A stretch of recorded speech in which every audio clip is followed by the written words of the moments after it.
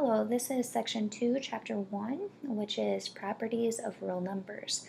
To start off with, I would like for you to make a table along with me. So these are going to be the different types of real numbers. So we're going to start off with a real number is going to be either rational or irrational. Now notice I have the arrows going two separate directions, so a number cannot be both. It's either one or the other. So a rational number, I have some examples here. What I want you to notice about a rational number is or can be a decimal. Notice the decimal has to be one that stops or has no pattern to it. A rational number could be a fraction, so any number that could be written as a fraction is a rational number. Or a rational number can be, for example, a radical like this, square root of 25. As long as the radical is a perfect square and it can reduce down, so the square root of 25 reduces to 5, then it is a rational number because 5 I could write as a fraction, 5/1. Now an irrational number, here are some examples, pi and square root of 2. Pi is an irrational number because the decimal keeps going. There's no pattern to it and it does not stop. Square root of 2 is an irrational number. If you type that into your calculator, it is a repeating decimal that there's no pattern to it and it does not stop, so it is irrational. Now under rational numbers, I have some subsets. So the first subset is integers. So these are some integers. Notice I have dot, dot, dot this way, dot, dot, dot this way. So it continues to get smaller, it continues to get bigger. An integer is just the number line. So maybe write that down as a reminder for you. Notice integers cannot be fractions, cannot be decimals. Now the subset under integers is whole numbers. Whole numbers, I think of a whole, so 0 and then up. Notice there's no fractions, no decimals still, but there's also no negatives. And then the last subset is natural numbers. So natural numbers are just counting numbers. So when you first learned how to count, you didn't know about fractions or decimals. You didn't know about 0. You started with 1 and you worked your way up. So those are natural numbers. Alrighty, now for these next couple problems, I want you to see what is the smallest subset that each of these numbers fall into. So to get started with, I have pi. So for pi, if we're looking at our chart, is over here. It's an irrational number. Now instead of having to list irrational number and then also real numbers, I just need the smallest subset, so I would say it's an irrational number. Alrighty, number 2 is 0, so I'm looking for the smallest subset. So 0 falls right here, it's a whole number, and so then from there I know it's everything above it. Now instead of having to write for my answer whole number, integers, rational number, and real numbers, I'm just going to write the smallest subset, so whole numbers. Now number 3, it's 2.4. Now notice it's a decimal, so it's automatically natural numbers is out, whole numbers, integers is out because those cannot be fractions or decimals. Both of these could be decimals. This is going to be a decimal that stops or there's no pattern to it, whereas irrational number is a decimal that does not stop and there is no pattern. So 2.4 stops, so it is an irrational number. Alrighty, the next example is the school is sponsoring a charity race. Which set of numbers does not contain the number of people, P, who participate in the race? So my options are natural numbers, integers, rational numbers, or irrational numbers. So the key on this one is which one does not contain. Okay, so the number of people that sign up for a race could be a natural number, an integer, it could be a rational number. However, irrational number it could not be. Okay, an irrational number is going to be a decimal that there's no pattern to it and it does not stop. And we can't have a decimal of a number of people. So D is the correct answer. Alrighty, this next one, it says each participant in the charity race makes 15 $2.50 donation to a local charity. Which subset best describes the amount of money that they are going to raise? So for this one, each one is donating $15.50. We don't know if there's going to be an even or odd number of people signing up for this race, so if we're going to have change or not. So our answer could be a decimal, though, is what I'm getting at. So with that being said, it is going to be a rational number.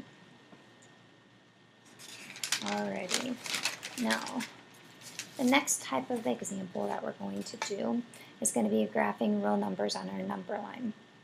So for this problem, these are the numbers that I want you to graph on the number line. So when I give you a list, the first thing that I would highly recommend that you do, if you don't know what the number, where it should be on a number line is, I would switch it to a decimal to make it easier. So -5 halves, how you would change that to a decimal, just type in your calculator -5 divided by 2. And if you do that, then you get the decimal -2.5. Square root of 2, again, if you do not know what that is as a decimal, I would switch it to a decimal. So square root of 2 is 1.4. And then lastly, 2.6 repeating is just 2.6. So if I'm looking at these decimals, then it's easy to put them on my number line. So the first one, -2.5, would be between -3 and -2, halfway. So I'm going to plot that point, and then I'm going to label it, though, the original number that they gave me, not the decimal that I switched it to. Square root of 2 is 1.4, so I'm going to put it between 1 and 2, a little bit closer to the 1, and then I'm going to label what the original number is. And then 2.6 repeating is between 2 and 3, a little bit closer to the 3. Alrighty, this next one, I have square root of 3, 1.4 repeating, and 1/3. So square root of 3 is 1.73, 1.4 repeating is just 1.4, and then 1/3, I would put into my calculator 1 divided by 3, and I get 0.3 repeating. So for this one, if I were to then graph each of those, 1.73 is going to be between the 1 and the 2, a little bit closer to the 2, and then I'm going to label it to their original number, square root of 3. 1.4 repeating is between 1 and 2 also, but it's going to be a little bit further over, and so I'm going to label it 1.4 repeating. And then 0.3 repeating is between the 0 and the 1, a little bit closer to the 0, and I'm going to label it the original number. Now notice if you do it this way, if they had a follow-up question, label these numbers from least to greatest, it would be really easy to that you just label them from left to right. So it would be 1/3, 1.4 repeating, and then square root of 3. Alrighty, now one more table that we're going to do is the properties of real numbers. Okay, so I'm going to just show you the entire table so you can start writing it down. But I have some examples or ways to memorize these different properties. So the first one is closure property. This one's just common sense, so it's kind of the hardest sometimes for students to remember. The closure property is stating that if I add two real numbers together, then it's going to be a real number. So that's the closure property of addition. The closure property of multiplication always also works the same way. So if I multiply two numbers together, then their product is going to be a real number. Now the commutative property works for also addition and multiplication. What it states that if I add two numbers together, it doesn't matter the order, that I'm still going to get the same answer. And it also works for multiplication, that if I multiply two numbers, it doesn't matter the order, I'm going to get the same answer. So for commutative property, the way that I remember it is it's switching the order. Alrighty, associative property is it's switching the groupings. Okay, so notice the order stays the same. It's A, B, C, A, B, C. So they're not switching the order, so it's not commutative. But what it is switching is where the parentheses are. The parentheses are around the B and the C. Now it's around the A and the B. And this associative property works for addition and multiplication. So for this one, I want you to remember that it's the grouping that is being switched. Now, the identity property is stating what could I add to a number that doesn't change its identity, its value. So for addition, it's anytime that you add 0, then the number is going to keep its identity. For multiplication, though, if I would multiply by 0, I'm changing its identity, so instead I have to multiply by 1 to keep its identity, the same value. So identity property for addition is anytime you add 0. Identity property of multiplication is anytime I multiply by 1, it's going to keep its original identity or value. So for this one, identity property is what allows a number to keep its original value, its identity.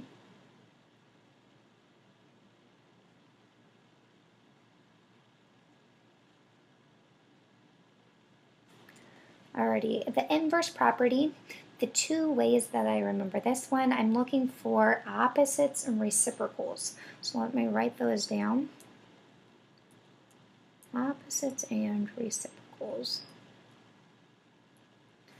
Alrighty, so for addition, you're looking for the opposite. So a number plus its opposite is going to always add up to 0. So for example, 5 plus negative 5 is 0, or 2 plus negative 2 is 0. Where for multiplication, anytime I take a number times its reciprocal, which is just switching the top and the bottom of a fraction, then anytime that I multiply a number and its reciprocal, I'm going to get 1. So that's the inverse property.